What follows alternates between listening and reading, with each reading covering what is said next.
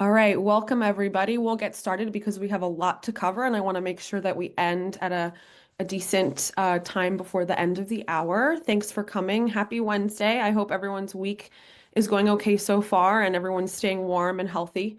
If you don't know me, my name is Dr. Marta Shliva. I am an assistant director of doctoral life design for the School of Medicine, as well as the director of the options program with the Doctoral Life Design Studio. And my main focus in my role is to help doctoral students and postdoctoral scholars like you in the audience right now to navigate their career journeys along with the team of career educators and everyone at the Doctoral Life Design Studio. So today we're going to dive right in, straight to the point, and talk about how you can leverage LinkedIn for your career success. So after today's talk, I want you to leave with tangible next steps for how to go ahead and build up a really robust and strong LinkedIn presence and answer some common questions that we receive all the time about LinkedIn throughout the content of the workshop.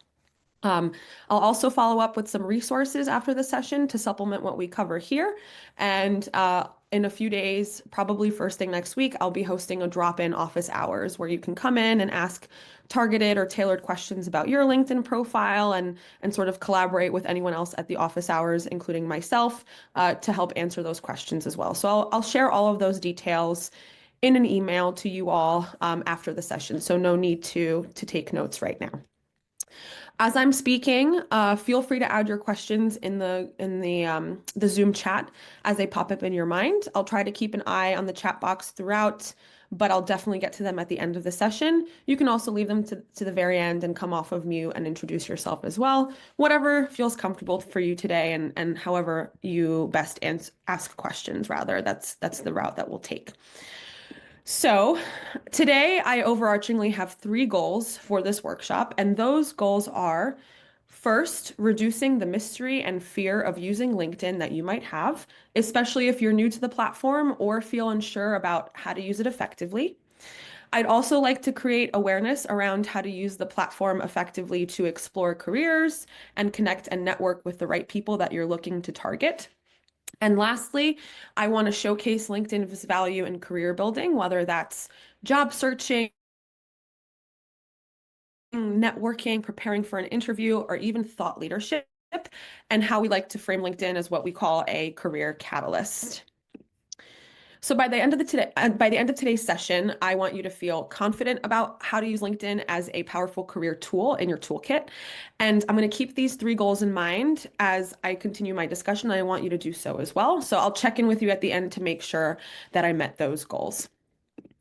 So before we dive into tips, tricks, and strategies, I wanted to share a little bit more about my personal experience with LinkedIn. So sometime around 2015, while I was an undergrad, I created a LinkedIn profile. I had arguably and honestly no idea what I was doing. I never used it. I don't even think I had a photo. I just created it as another opportunity to maybe think or pretend I was networking. I think I used it to look up who my college roommate was when it was assigned. So I wasn't really using it for what LinkedIn was intended to be. And I also didn't really know or understand the strengths of the platform at the time. In 2017, I started my PhD at Hopkins. So I'm a Hopkins grad from the chemistry department. And even upon starting my PhD and having gone through 4 years of undergrad, I realized I still hadn't touched my LinkedIn. And this is one lesson to maybe do as I say and what I recommend, not exactly as I do, right? So don't let that LinkedIn just sit there and collect dust on the internet. It actually really is a powerful tool, and I'll hopefully convince you of that today. Um, in 2020, while a PhD student, I attended a virtual LinkedIn workshop at Hopkins. It was organized by the Futures office, so the Doctoral Life Design Studio, before it underwent integration with the East Baltimore Career Office. It was known as Futures, so some of you might be familiar with that name. So Dr. Roshni Rao, our AVP, gave a fundamental workshop very similar to this one, and I started realizing the power of a LinkedIn profile and how it can be used for networking and connecting to individuals, all around. In 2022, as a PhD student, I began to look into transitioning into careers into consulting. I was finding that I use LinkedIn very heavily as a networking tool. I used it for interview prep and mainly to host informational interviews with professionals within the consulting industry to get a really firm idea of exactly what, consulting organizations and firms were doing, what the day-to-day life was, and really building up the knowledge that I needed to make a next career step. And today I use LinkedIn every single day. I use it for building my own personal network. I use it for reaching out to panelists and speakers for Doctoral Life Design Studio events. I help students with their LinkedIn profiles, or doctoral students and postdocs rather, and I help them also perform semi-warm or even cold outreach on LinkedIn through the platform. So it's definitely a tool that I found to be very useful, and I'll share a little bit more about the intricacies of that usefulness and how to really make it an impactful sort of tool that you can have in your toolkit as a doctoral scholar or postdoc at whatever stage of your career journey you're in. So if I were to summarize after about 5 years of active use, so probably more so the last 5 years, to me personally, LinkedIn has provided a lot of value. So it's been able to provide me with valuable information, valuable connections, and conversations with a variety of individuals, whether they have PhDs or not, whether they're at Hopkins or beyond, academia or industry, as well as valuable opportunities. And in some ways, what I want to reiterate here is that value is at the essence of networking. So creating value to others by knowledge sharing, being helpful, making a connection between two people, or connecting those dots, as you might hear me say today, and being also able to receive that same value or help reciprocally from other people as well. That's one way to frame the crux or foundation of networking. And for those of you who might feel a little bit wary naturally about the idea of networking, perhaps reframing it in this way as value giving as well as receiving, it might be a good way to start looking at it from a different perspective, and maybe reframe something that might make you nervous, or you don't find, that you're extroverted enough or feel that you're comfortable with networking. So that's just a little bit of a background and reframe that I do recommend, or wanted to just put out there for you to consider.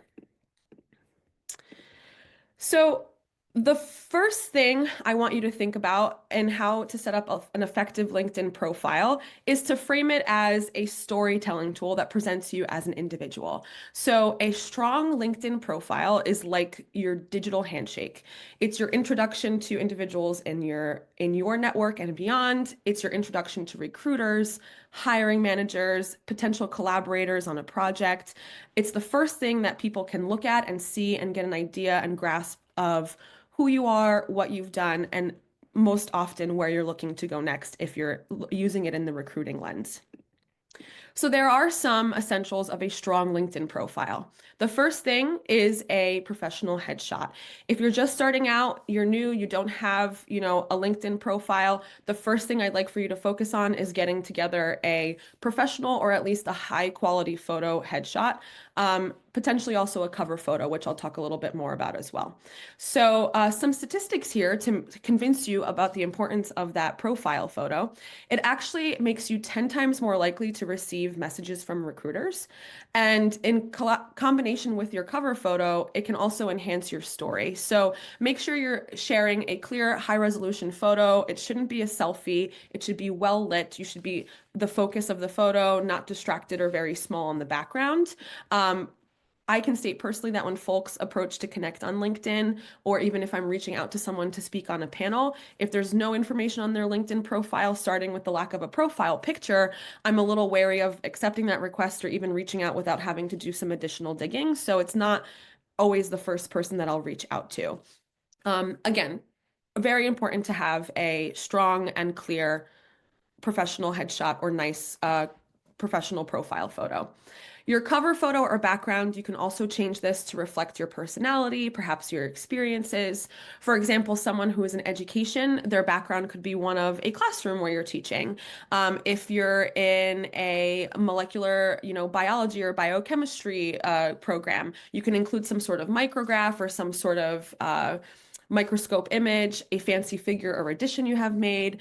Mine is a piece of art. So this reflects my background in art history. I always wanted to go into art conservation within the chemical field. So it just speaks a little bit more to some of my passions and what I like to do outside of my day-to-day work. It should showcase you and enhance your story a little bit. You have the creative freedom to do what you want at this, you know, beginning piece of your LinkedIn profile. So the next thing you'll also want to focus on after your profile photo and potentially your cover photo is your headline. So that's the next thing that people will see and read. And sometimes this headline is the hardest thing to write. So don't get discouraged if you find that you're drafting and scrapping and having to revisit. This is what draws people to your profile and makes you want to read more. So very common, we see that most doctoral scholars and postdocs, their LinkedIn headline will say the basic, PhD or postdoc at Johns Hopkins University or University of Maryland or whatever university that you're associated with. If that's you, there's absolutely no shame in that. That was my original headline. That's kind of the headline that's auto defaulted to form based on the content that you put into your LinkedIn profile. But when recreating that LinkedIn headline, it helps to remember that what that little line is under your name and your profile photo is the first thing that people see. It's kind of that hook that brings them into wanting to explore more of the content that's featured below.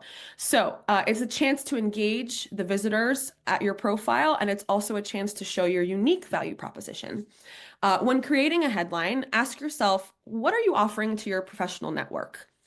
Your audience is going to be different depending on what use you have for LinkedIn in a given moment. So if you're just trying to expand your network, you might word it a little bit differently. Or if you're looking to make a next career move, you might be highlighting specific skill sets for a very targeted industry.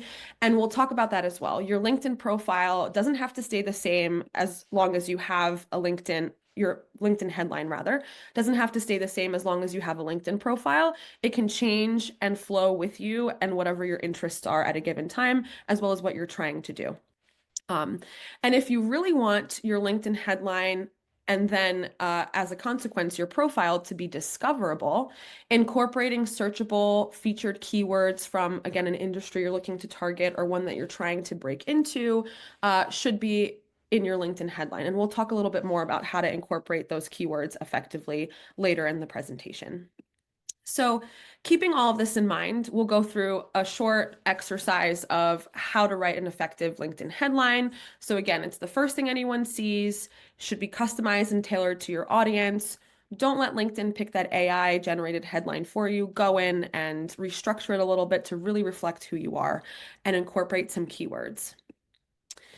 So the question here is, which headline is more impactful? And here are some examples of not so impactful LinkedIn headlines, as well as how they can be restructured to really be a clear representation of who the individual is behind that LinkedIn page.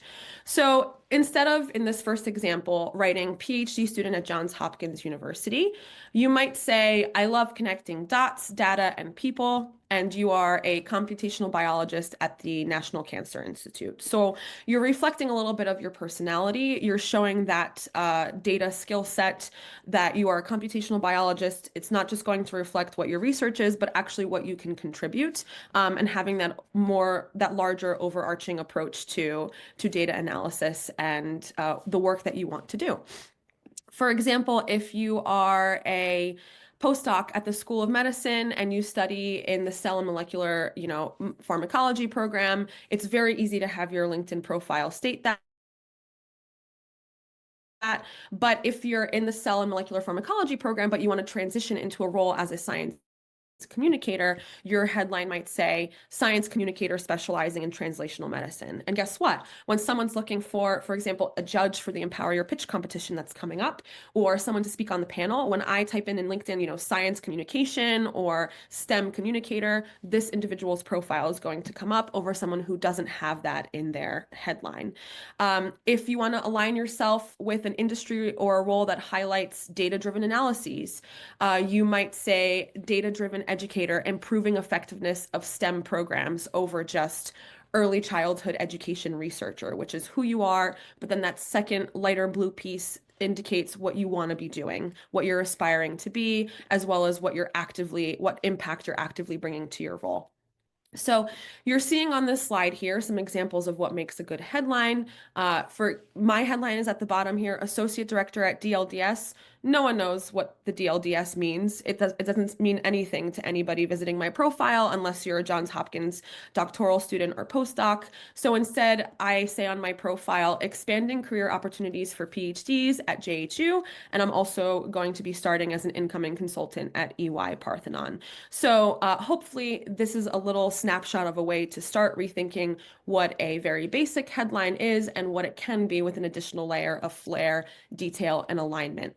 So one way to think of distilling how to do that is to pick one or two things that you're really good at, whether it's developing an expertise that you're currently in or something that you're interested in, and have that be part of your headline. Think about what value you're offering to your network.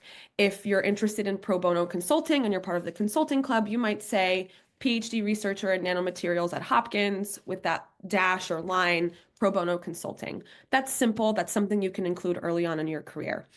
So on LinkedIn, again, I'll highlight this a number of times. A form of currency is being able to be discoverable and searchable. So the best friend that you'll have on LinkedIn for anything that you do is go to the search bar, and we'll go a little bit more about how to do that effectively. That's what people are doing. If a recruiter wants to find someone to fill a position for, like I mentioned earlier, a science communicator, they'll type in that keyword. So what keywords you're infusing into your profile and your headline will determine where you become searchable, and that's where you also become discoverable. What should you have in your headline? Again, depends what are you using LinkedIn for. If you're looking for a job in a specific industry, use keywords from your industry, whether that's machine learning, nanoparticles, Egyptology, so that someone searching those names in those fields can find you. If you're using it to build your connections and grow your network, maybe you're an early stage postdoctoral fellow, early graduate student career, just showcase your personality a little bit more, tell them what you're about. You don't have to wait until you're ready for the job market to have a really strong LinkedIn profile, is essentially the gist of what I'm trying to communicate here. So after the profile photo, the cover photo, if you choose, and your nice strong headline, another great piece of real estate on your LinkedIn profile is your about section, sometimes called the summary section. So if you scroll a little bit below your headline, you'll encounter that section, and it's another way to share a little bit more detail about who you are and tell people about you. So within this paragraph, you should tell a little bit of your story, but also infuse your summary section with keywords. You could perhaps start by framing your past. What have you done? What are some of your skill sets? And very often we see that people have a profile photo, a nice strong headline, but then their summary section, for some reason, becomes too much work and they don't have one. It sort of falls off. Their profile becomes blank. You should still absolutely include one, because with an About You section, you strengthen that first impression. Your LinkedIn profile just looks a lot more complete, and you get people to visit as well as continue to scroll down to the next sets of content, which I'll talk about in a little bit as well. I personally like to write my about me or summary section as if I'm speaking. I talk a little bit about my background, what my values are, that I like problem solving, and what I aspire to do. And so I'll add that in my about me. And this is also entirely up to you. I don't want to dictate how you do it, or there's no right or wrong way to do it, but just make sure you're not missing out on the opportunity to make it work for you and reflect who you are as a professional. Use that section as much as you can to infuse it with information and some ideas that you might want to consider when you add in that summary section. Perhaps describe what makes you think, what makes you tick, explain your current role, maybe highlight some of your recent accomplishments, and be really strategic about infusing it with those keywords. And again, if you're not sure about what I mean when I say, infuse with keywords or how to even find them, we'll talk a little bit more about that in a few slides. Actually, at this next stage. So now we'll dive a little bit more into exactly where those keywords make the most impact, in addition to having them in your headline, and your about section. So as I mentioned earlier, the search bar on LinkedIn points to the importance of other details on your LinkedIn profile needing to have a bit of a focus and a platform for infusing keywords into. I'm not going to go into the nitty-gritty details of how to build out your education section or what to add there. This will effectively be a reflection of your resume with some additional details, perhaps. It doesn't have to be long and something like a CV that goes on and on forever, but if you already have a good resume and you're happy with your bullet points, you can simply copy paste that into your LinkedIn profile. Or if you don't want to use bullet points, you can have a short paragraph describing what you did as a graduate student, as a postdoc, in your role as the president of the postdoc association, for et cetera, and so on and so forth. But what I do want to focus on is an overview of the other sections that you can feature that are very different and add an additional layer as an applicant, for example, to a job, to your resume and cover letter. So LinkedIn offers everyone a chance to feature some media articles, post blog posts that you might have co-authored, posts that you've reshared, things like the sort of interactions that you've had within your professional network that can be featured at the very front of your page. And it's formatted almost like a professional scrapbook that people can look through and really puts a finishing touch on your LinkedIn profile. So again, in this section, you can add a post that you've reshared. You can pin and feature it. You can add a newsletter article, link media, whether you've been featured, on a podcast, in a YouTube video. For example, in these screenshots here, Dr. Roshni Rao's profile, she's taken some of her top posts that tells people, what she talks about, what she's about, what her professional goals are, and it's featured right there at the top of her LinkedIn profile. And it provides a little bit more of an insight as to who she is. And the next section, again, very similar to your resume here at the bottom. So your education section, it's still an additional layer. It adds a little bit more detail to your experiences and your skill sets. And also eventually at the end of your page, your endorsements. So general advice, just complete the LinkedIn profile. Fill out these sections. If you don't have flashy or poppy media to feature, don't feel like you have to have that to be successful, but just make sure that you're putting detail into all the other subsections of your LinkedIn profile to just indicate that you've thought about it, you've put some time into it, and it's complete. So as you complete your profile, infuse it with keywords wherever you can.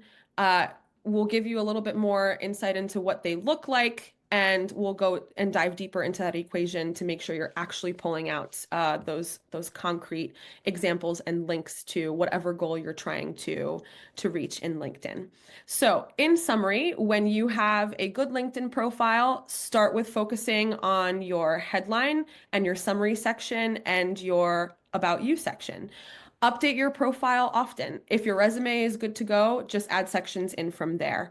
When you go to apply for a job at Microsoft, for example, Amazon, within the biotech industry, AstraZeneca, Johnson & Johnson, and you're in that job application portal, sometimes it'll also ask you for your LinkedIn URL. So that indicates that LinkedIn is incorporated into organizations' application portals already.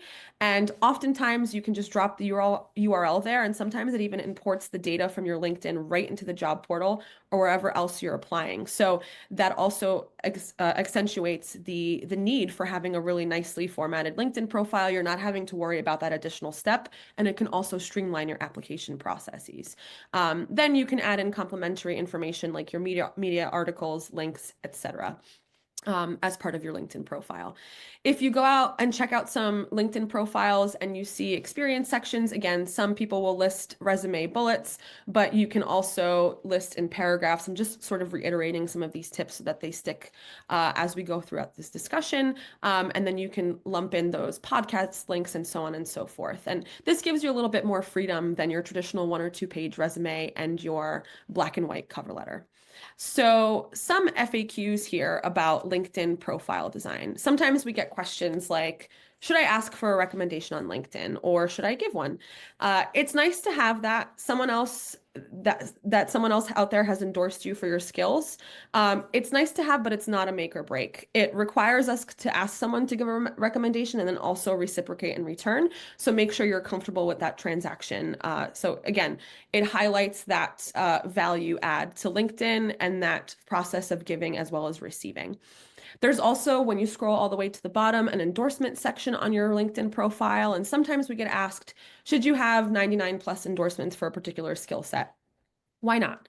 It showcases you are an expert at maybe public speaking or web design or communication, But again, that really depends on who's visiting your profile and giving you the endorsement. So if you're going to a job in consulting, or you're looking to, for example, target roles in consulting, you don't want 150 endorsements for analytical chemistry skills. You're going to want to shift and maybe remove.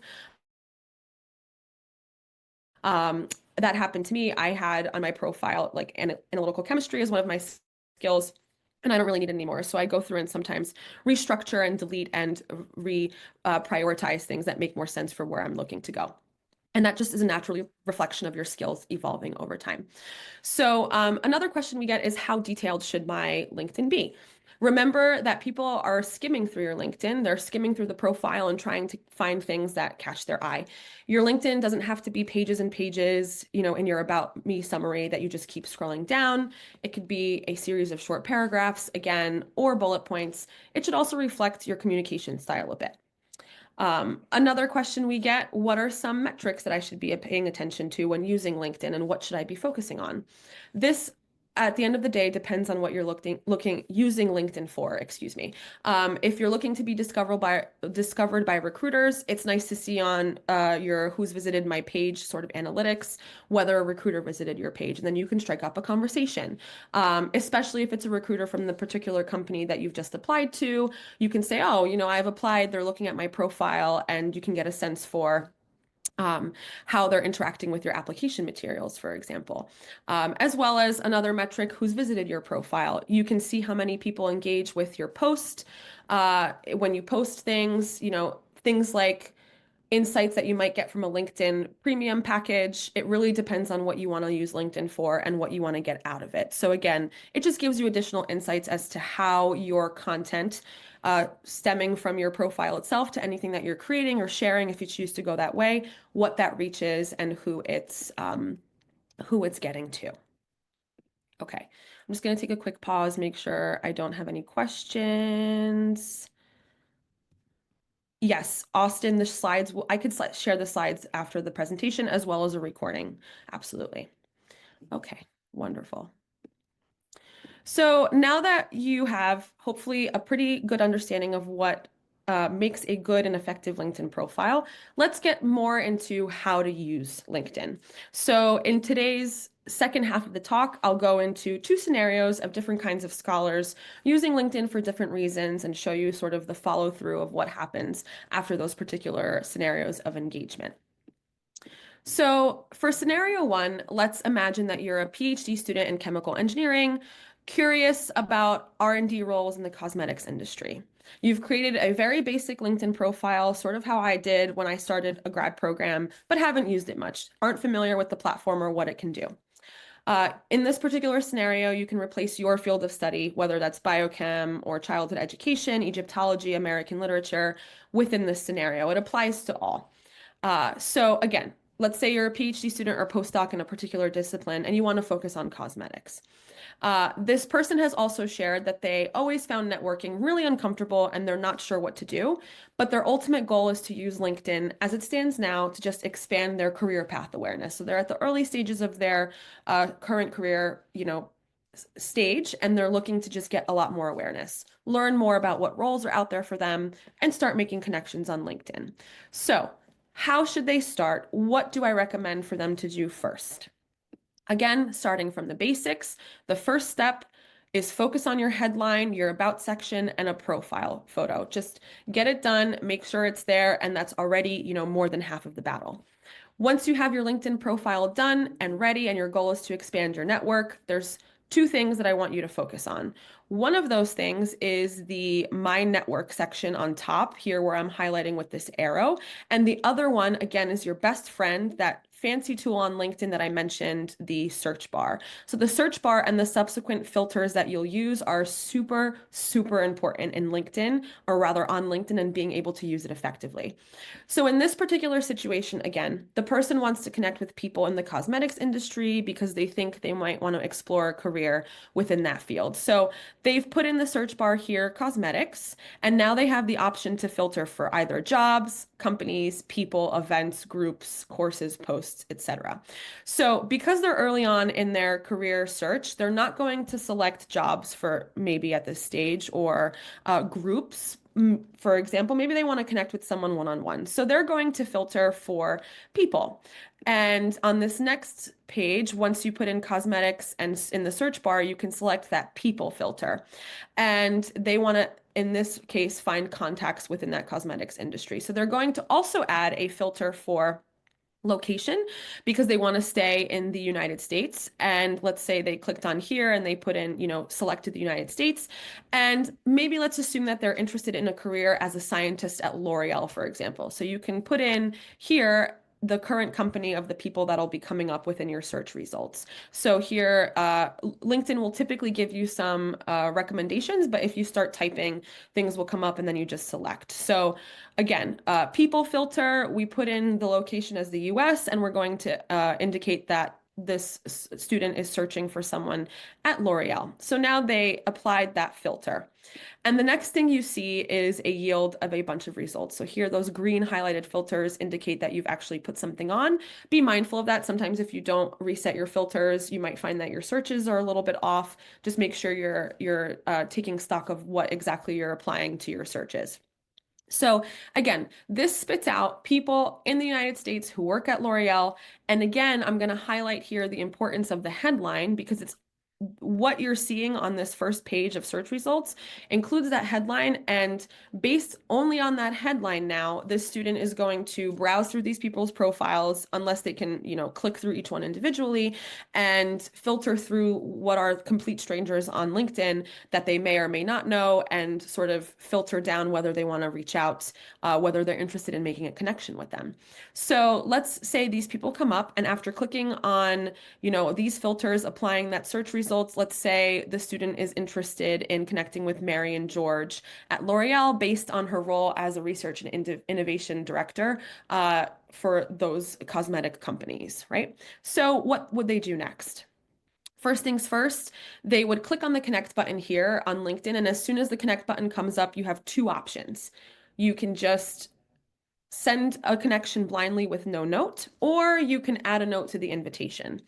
I always recommend and say add a note for several reasons, but the major one is that it indicates that you've taken the time to look up a person. It really makes it clear why you're connecting with the person, and it's also a nice touch.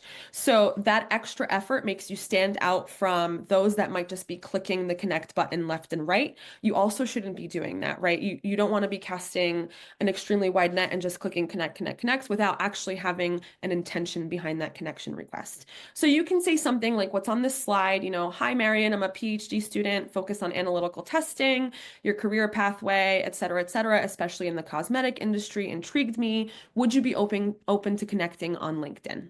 Right? So very nice to add that personal touch. So after you've sent that connection request, there are three possible outcomes. One is you hit send, they never accept your request to connect, and nothing happens. It happens to everyone.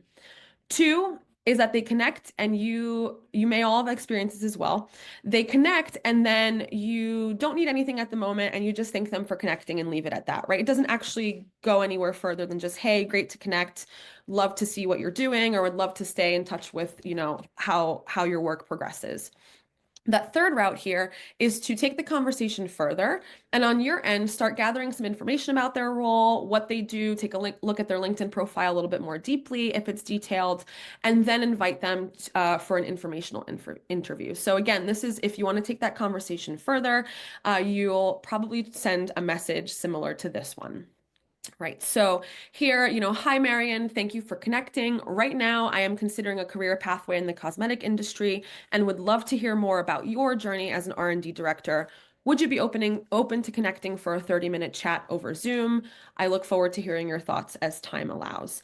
This message is polite, it's short, it's exactly what you want. It also very clearly tells the person what you're looking for from them, right? How much time you're expecting to meet for and what exactly that ask is. And I also have some outreach templates that I'll provide with you for you in an email after the workshop too, that you can use and edit accordingly for any cold outreach that you might be doing on LinkedIn in the future.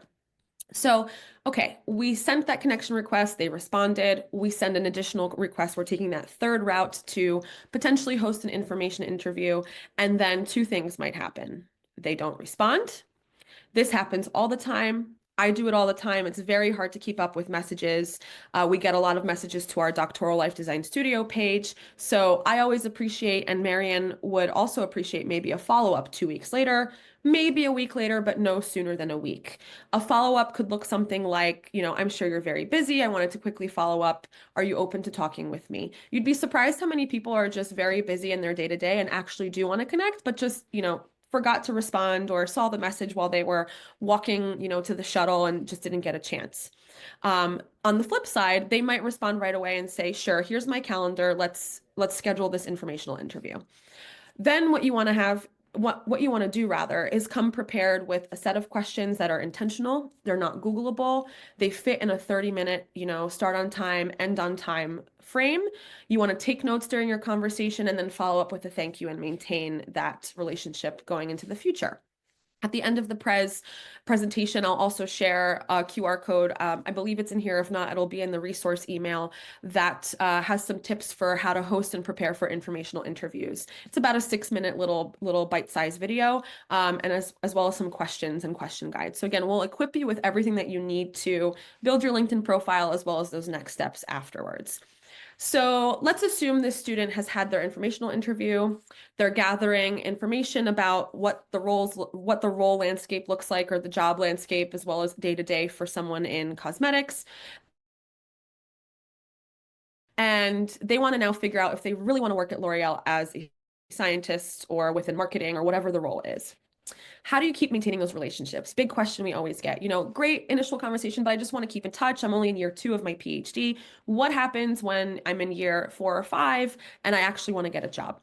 So some people are actually really, really good at this and put this into practice. And we've sort of pulled our own personal experiences to craft within this workshop. What you want to do is send, nice, polite touch points in the form of follow-up messages. So for example, thank you for taking the time to chat. I appreciated hearing about your journey. I'm excited to utilize some of your tips. I look forward to being in touch with you and taking you up on your offer to connect me with some scientists at L'Oreal. So again, highlighting that you were present during that conversation and opening up that avenue for keeping that conversation going over time. So it's, again, very specific, referring to something that was shared, and it can be, sent to a recruiter, someone who's connecting you with someone else, whoever else you're having conversations with on LinkedIn or off LinkedIn. It's always good practice to send them a nice follow-up note. And then over time, beyond just that immediate follow-up, there are other ways in which you can engage.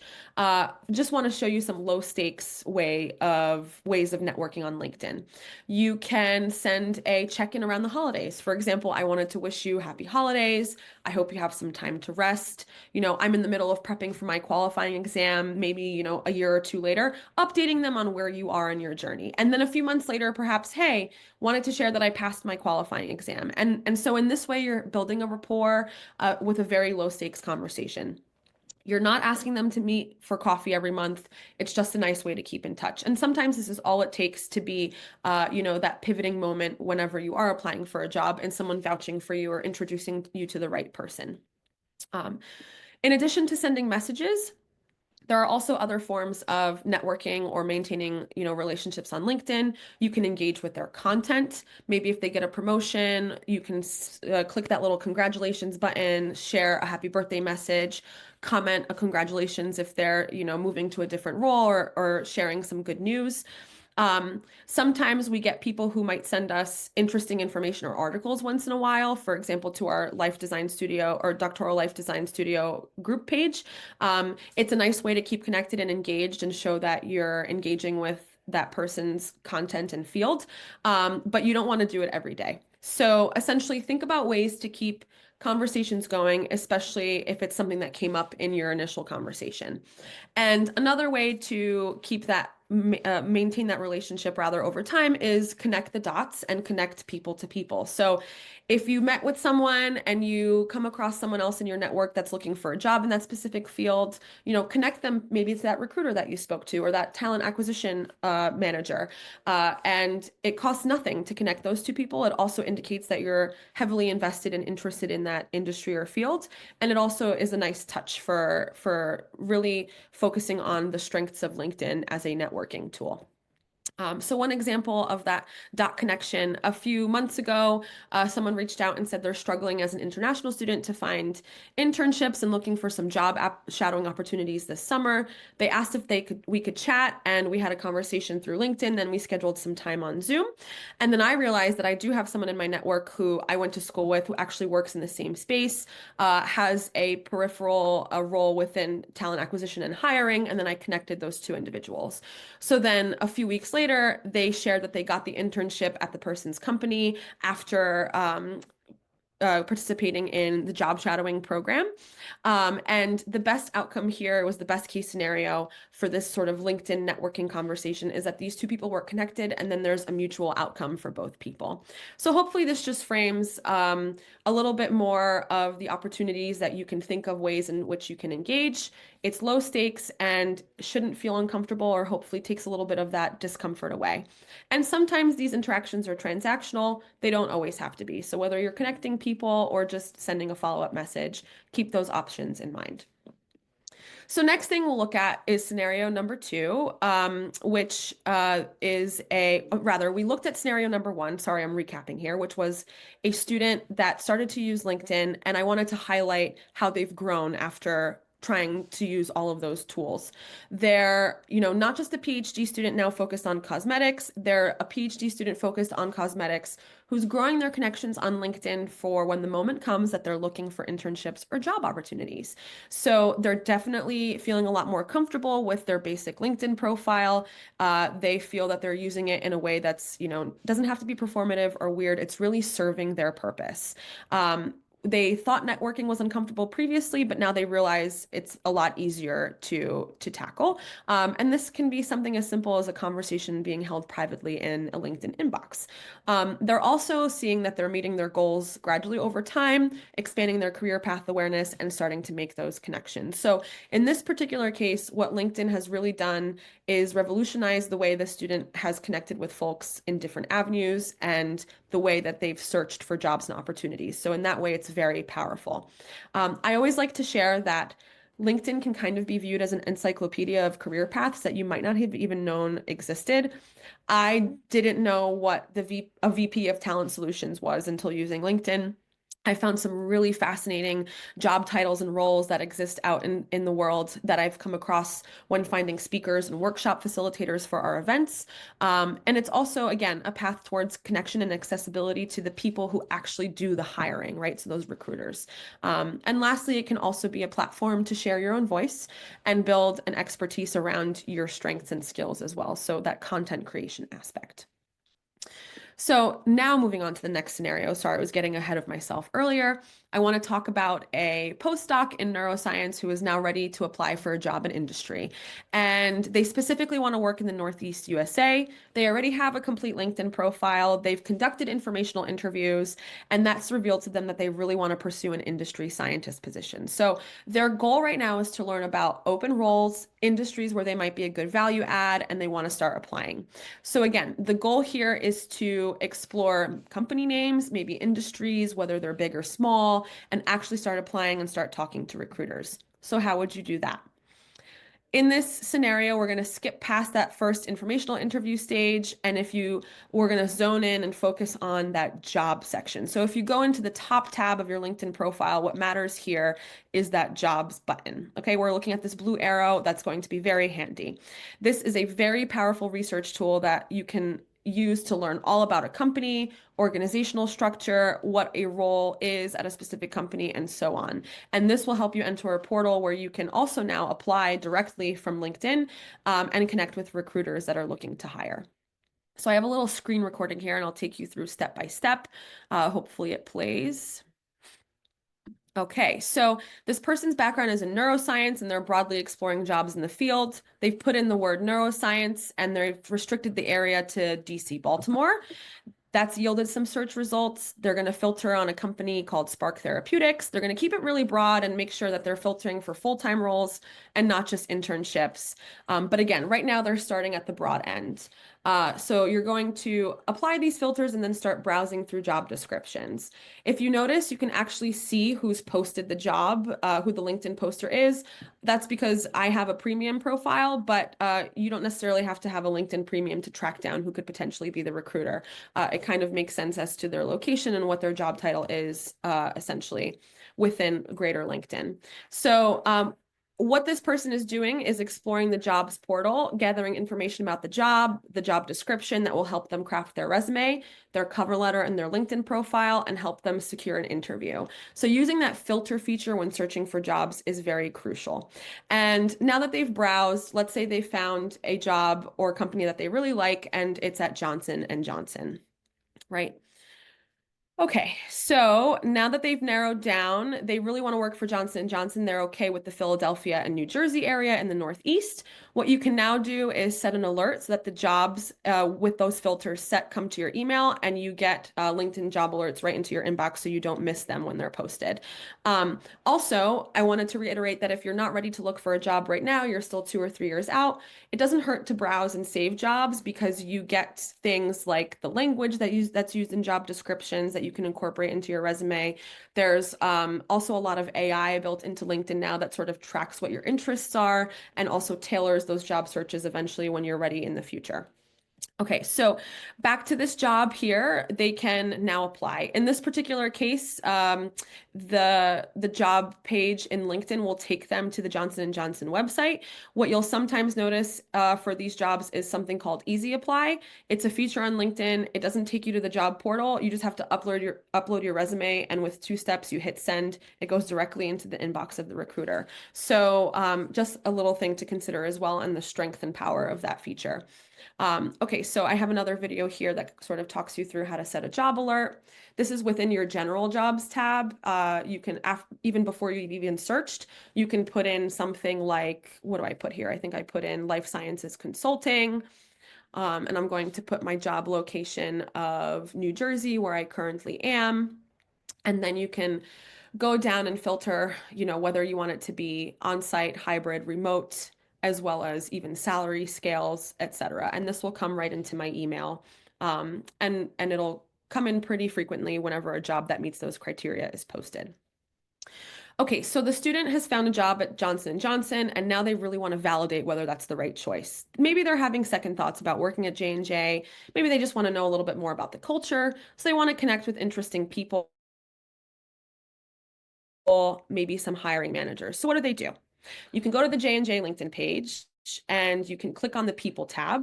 And as soon as you click on the People tab, what you should see is where people have studied. So again, companies page, people tab, and then filter on where they've studied. And at this point, you'll have an output of, instead of looking through 45,000 J&J employees, you'll start with filtering those that work at Johns Hopkins University or study there, for example. And that might be another sort of springboard for a semi-warm intro, having that mutual connection of being alumni of Johns Hopkins University or affiliated with the institution. So again, using that filter tool to start narrowing down who you want to speak with. You put in JHU, it's a bunch of people that come out that work at Johnson & Johnson and went to Hopkins there. So now I'm also going to add, well, I just did add rather, another criterion to the search bar, and you put in neuroscience. So now you filter it even more granularly. You have individuals at Johnson & Johnson affiliated with Johns Hopkins within the neuroscience field. So instead of fishing in this big ocean for opportunities to connect, you can narrow it down with this really strong search tool. Okay, you can also, another way to do this is go to your school's website or site on LinkedIn, so Johns Hopkins University, and click on the alumni tab. So you have a lot of options here on how to target these lists of people. Click on the alumni tab. You can filter where they work or select about and their jobs, and then put any company of your choice, whether that's Google, Microsoft, National Art Gallery, J&J, and LinkedIn is now able to narrow down those alumni in some capacity who work at those particular roles for you. Okay. So now we talked a little bit about connecting with people in these networks and industries. Now we're going to shift focus and specifically talk about how to connect with recruiters. So let's backtrack a little bit and assume that this student in this scenario has gone and applied for the job. Your resume is good, your LinkedIn profile looks great, you want this particular scientist role or marketing role, and you've sent in your application, but you want to follow up or bring visibility to yourself, right? So you're going to connect with a recruiter in this instant. You go in the search tool, search the word recruiter or the word or phrase talent acquisition. It'll give you all the people in that field, whatever they have in their headline that matches the keywords, again, that you've put in. And again, you can filter on people first, right? Because that search tool is very broad, so make sure you select that people filter. Very powerful combination there. And then you search for the company that you've applied for. So in this case, J&J will give you a bunch of results for people and talent acquisition and recruiting. Now you're going to want to narrow it down to the New York City area because it's where you want to move, or potentially New Jersey. And the recruiters and talent acquisition individuals who work in those geographic areas and are interesting to you will sort of show up on your LinkedIn page throughout this result. And now you're narrowing down, again, bringing that wide net cast down to a handful of people in your organization that you might want to reach out to and are relevant to the roles you actually apply to. You don't want to be reaching out to someone in San Francisco for a New York City role, right? So now you've browsed through a recruiter's profile and you want to reach out. How do you do that? You click on the connect button and then write them a small note and say, hi, I'm a postdoc, strongly interested in transitioning into a scientist position at J&J. I'd like to connect with you. Let's say you send out that message and then they connect with you. They share that they appreciate that you've written them a nice note. And then you'll say, thanks for connecting. Also, thanks for such a warm and welcoming message.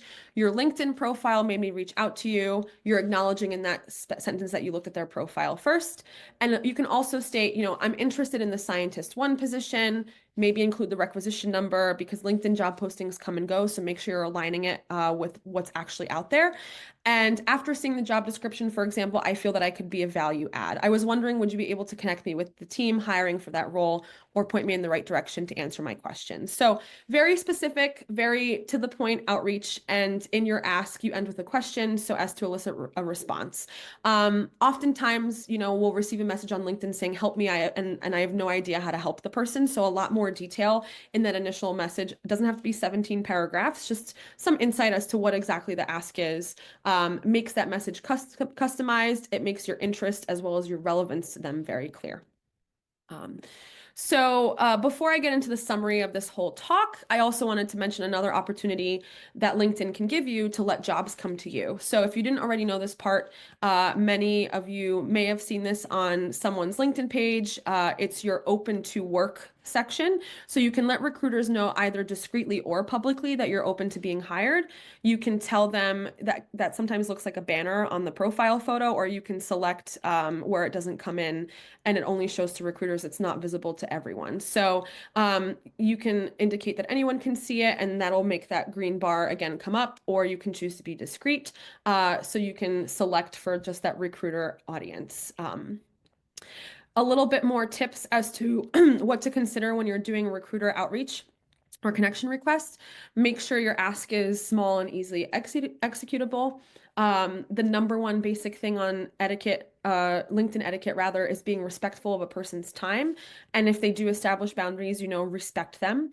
If you're going to send a message every single day and, it's prompted someone to put out their out of office message or block their messages on LinkedIn, that's not going to go anywhere. So space out your frequency of your follow-ups as well. They're appreciated, but not too often. A lot of people say, sometimes follow-ups are uncomfortable. Is this normal etiquette for LinkedIn? Follow-ups are absolutely completely normal. Remember that the platform is built on talking to strangers and connecting with professionals from different industries and recruiters. So if you can benefit from it and they can also benefit from it, it's a mutual transactional relationship here. That's completely normal. I also wanted to really emphasize that sometimes things take time. So some of the connections that I've made back in 2017 or 18, now they're coming to fruition. I'm inviting individuals in my network to be speakers, or they're helping me connect a student to someone. So either way, you're connecting those dots, and it doesn't have to be an immediate result, right? So my goals for LinkedIn have changed and moved away from making it about my profile to making it about helping people that I can connect with others. So uh, at the bottom line, I've never felt that I can't use LinkedIn to be myself as well as use it as a tool that best serves me. So make sure or try to frame it as something that can be organic and helpful as opposed to something that's scary and daunting. Okay. And you can absolutely leverage it in a honest, non-performative way. At the end of the day, the best case scenario for this particular person is exploring career paths that they're learning. So if you keep exploring and keep using LinkedIn, you'll master those tips and tricks and make valuable connections. You'll see what works for you, what doesn't work for you. And again, no one expects you to be an expert. It does come with time and more exposure to the platform. So remember that it's about building genuine and long-term connections through these interactions. So I just wanted to highlight some LinkedIn premium features as well, outside of just seeing who has viewed your profile. In that top banner, you can select, premium features, and you can scroll down, you can see who's viewed your profile, directly email anyone. This is particularly for a premium business account. You can use AI to help draft a LinkedIn post. There's a lot of AI integration in the form of the profile writing assistant and post writing assistant. There's some other features like working smarter, that little category here that includes some interview prep. It also matches you with jobs that you're a top applicant for. Okay. In addition to these features, just to stay on time, on the recruiter side, LinkedIn also uses AI-powered job matching. So it'll compare your profile, your skills, experience, and job history, and make sure that you show up in recruiter searches that are relevant. So that's another reiteration of the importance of using relevant job descriptions to identify and include what keywords you should use in your profile. That's from the recruiter side. On your side, they also have some skills match and applicant insights, as well as some AI-powered job matching, which I have some more screen shares here too. So this is the AI job matching feature. I really don't know how these jobs came up. I don't want to be an elementary school principal, but that just shows you that I could probably tailor my keywords a little bit more effectively. So for example, if you click on a job, this elementary school principal, right there, it says we highlight job details that match your preferences. You can update those preferences right there, your salary, whether you have job alerts, you can update your qualifications to make sure that they match, as well as any verifications, etc. So it's a really powerful tool. If you click on a different job, it'll give you a slightly different overview of those skill matches or preference matching. So here you can scroll down. It says, I have one skill that's highlighted on my profile and that matches out of 10 that they're looking for in this job. At the bottom, you'll see, or when you scroll down rather, you can see info about who's posting the job and recruiting, as well as its relevance to your current institution. This is the long job description. And then you can see how you compare to other applicants as well. So there are some AI insights. Tells you how many of the applicants have the education level, as well as insights about the actual company that you're applying for here. So a nice tool to have. You could do it for another job. For example, creative director at Life Sciences. And again, you see that has the easy apply feature that I mentioned a little bit earlier in my talk, right? There's some other opportunities to you. You can mark the job as a top choice, and then your AI-powered job assessment. So this pops up, it'll analyze your job. It'll tell you, based on the job description and your profile, you have a potential fit. So as you continue to tailor your LinkedIn profile, that potential fit will change to something more robust and direct. Again, my profile is absolutely not tailored to be an effective fit for the creative director of life sciences at what looks to be a consulting firm right now. Okay. And then here's some additional career insights. If you click the career insights tab in your jobs tab, you can set or change filters. For example, I have Baltimore set up. Maybe I want to be a higher education consultant. I'll show results, and then it'll tell me how many job postings have recently gone up in the area that I search for, companies where this role is in demand, and again, people who might be able to help in that industry. Really, really powerful tools. Okay. So again, just wanted to recap. We're right on the hour, and I'm happy to stay on a little bit longer and answer questions. Wanted to bring back and circle back to those three goals. I hope today's session demystified LinkedIn for you all, reduced some of that mystery and fear and trepidation around using it. I also hope it gave you some actionable strategies to enhance your profile, created some awareness about how to use it really effectively and use it to the purpose that you need at any given stage of your career journey, and how to network, how to reach out to recruiters, initiate conversations with confidence, as well as search for jobs. And then again, showcase its value as a career catalyst in career building and the importance of having a strong LinkedIn presence wherever you are in your PhD or postdoctoral studies.